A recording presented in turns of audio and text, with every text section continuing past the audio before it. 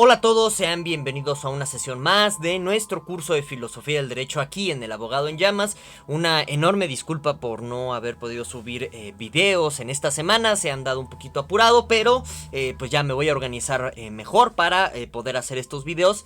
En fin, lo que nos convoca el día de hoy es hablar de esto que se suele denominar como el justnaturalismo, que pues la sesión pasada, que la subí ya hace mucho tiempo, hablamos del contractualismo jurídico en términos muy generales, vimos sus principales problemas y ahora pues tocaría entender qué es esto de el justnaturalismo por un lado y también problematizarlo. Y la manera más idónea de problematizar al justnaturalismo es cuestionándonos si existen derechos en la naturaleza, ¿de acuerdo? Pero bueno, vamos por partes. Ya saben que siempre doy o suelo dar bibliografía de una manera mayoritaria en todas las sesiones del presente curso. Entonces en este sentido les recomiendo este libro de Finis, muy bueno para la cuestión del derecho natural. Es una vista más o menos contemporánea y entonces les podría ayudar si están en estos lares de interés, ¿de acuerdo? Bueno, brevemente les recuerdo a todos los que me están viendo que me ayudan muchísimo si se suscriben y le dan like al presente video, porque de esta manera pues crecemos, ¿de acuerdo? Bueno, entonces vamos a empezar con lo más elemental, que son los fundamentos del justnaturalismo. Vean, dentro de la doctrina clásica de justnaturalismo, que bueno, para algunos, sobre todo para personajes como Norberto Bobbio, esta la podemos ubicar no tanto en Hobbes sino en Maquiavelo. En fin, es un tema de debate muy largo, porque en sí el Tratado del Príncipe de Maquiavelo no está orientado como tal a dar una fundamentación al Estado de Derecho, que en última instancia eso es lo que pretende el justnaturalismo. Ahorita vamos a ver por qué y cómo. Y bueno, en este orden de ideas, pues como les decía, el Tratado del Príncipe de Maquiavelo está más orientado a dar una serie de pautas o guías para que el gobernante pueda prosperar en su gobierno, y en este orden de ideas más que nada en el contexto de los Medici, ¿no? Bueno, entonces en realidad si quisiéramos encontrar a nivel historiográfico o a nivel de rastreo de las ideas respecto a la génesis del justnaturalismo, pues nos tenemos que ubicar en Hobbes, ¿de acuerdo? Hobbes es uno de los primeros en secularizar al derecho divino y volverlo derecho natural. ¿Qué significa todo esto? Si ustedes recuerdan la sesión que tuvimos de derecho divino, pues seguramente traerá a su memoria el comentario o el análisis que hicimos, donde pues según la doctrina, así entre comillas, de derecho divino, Dios faculta naturalmente a unos individuos para que sean los reyes y nos gobiernen a todos nosotros. Esa sería en líneas generales la tesis fundamental del derecho divino. Entonces, cuando les digo que lo que hace Hobbes es secularizar al derecho divino para transformarlo en justnaturalismo, implica que le va a quitar, por un lado, una connotación estrictamente religiosa a esto, aunque le da un fundamento divino a la razón por la cual nosotros tenemos derechos naturales. Ahorita les digo cómo y por qué. Y también lo está secularizando en el sentido de desplazar el ejercicio del poder a manos de un único rey o soberano para entregárselo a la mayoría o al pueblo o a una congregación de personas que mediante el contrato social deciden instaurar un soberano. Esto lo explicamos en la sesión pasada cuando hablamos del contractualismo, pero bueno, entonces el justnaturalismo se basa o parte de la idea de que es Dios el que nos da ciertos tipos de derechos de manera natural, es decir, intrínsecos a la hora de nuestra creación, y por eso nosotros podríamos ejercerlos de manera libre y de manera autónoma y de manera absoluta. Entonces noten que una negación de la existencia de Dios implica también una negación del justnaturalismo más clásico, más tradicional o más ortodoxo, que sería el hobbesiano.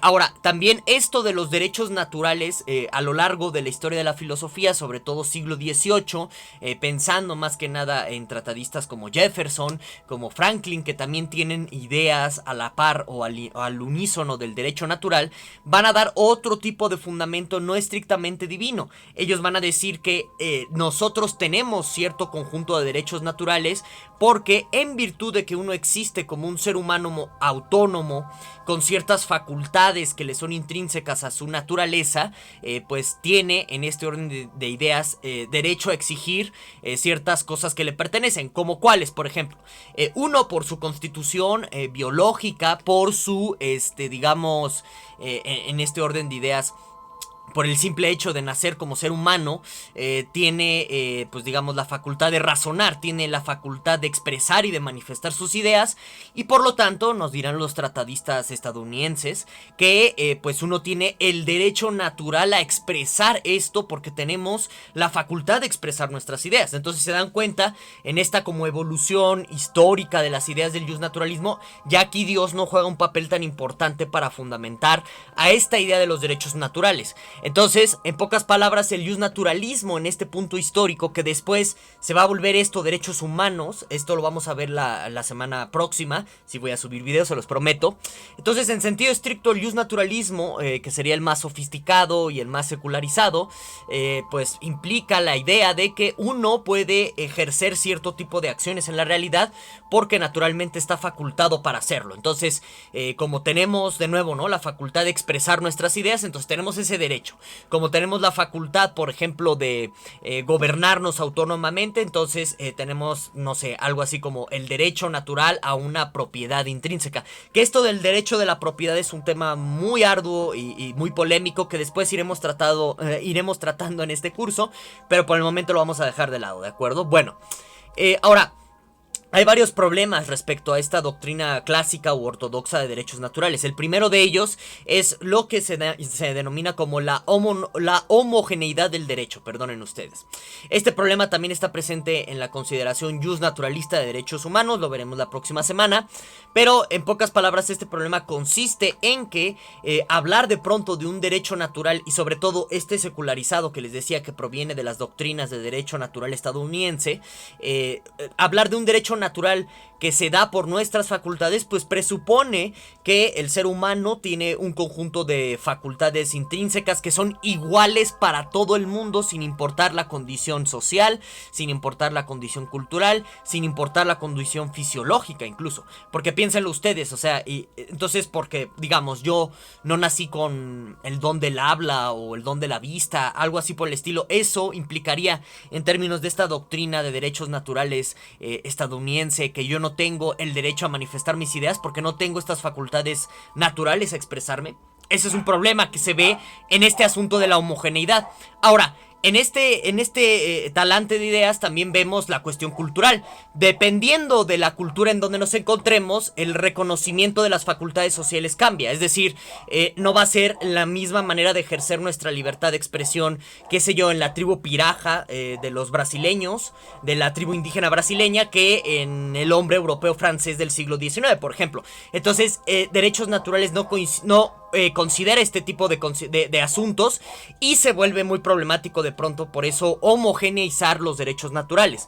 Ahora, hay otro problema más de fondo, más sustancial, que tiene que ver con la falacia naturalista. ¿En qué consiste la falacia naturalista? Consiste en inferir cuestiones normativas de cuestiones de hecho. Entonces, algo así como muy ejemplificativo de una falacia naturalista sería lo siguiente: como naturalmente nuestra boca está hecha para comer, pues entonces nosotros no deberíamos besarnos, ¿de acuerdo? Esto es una falacia naturalista porque, en pocas palabras, no por el hecho de que así sean las cosas en la naturaleza, se sigue que esto debe de seguir así a lo largo del tiempo. Es decir, la acción humana, sobre todo para cuando pensamos en cuestiones normativas, no implica necesariamente seguir las cuestiones de hábito, las costumbres o cuestiones naturales que se dan de hecho, ¿de acuerdo? Entonces, la doctrina de derechos naturales incurre en la falacia naturalista por hacer esta inferencia de como naturalmente me dieron estas facultades, entonces debo de ejercerlas. Eso no se sigue porque en el mundo de lo normativo, en el mundo del deber ser, lo que es costumbre no necesariamente es norma, por ejemplo. Entonces, esto sería una manera de aplicar la falacia naturalista al mundo jurídico y sobre todo para estos debates de derecho natural, ¿de acuerdo? Bueno, entonces hasta aquí lo vamos a dejar. Espero que les haya gustado el video de la presente sesión. Ya saben que cualquier duda, comentario o inquietud que tengan me la pueden dejar aquí abajo en la cajita de comentarios. Agradecería mucho si me regalan un like y se suscriben. Nos vemos hasta la próxima.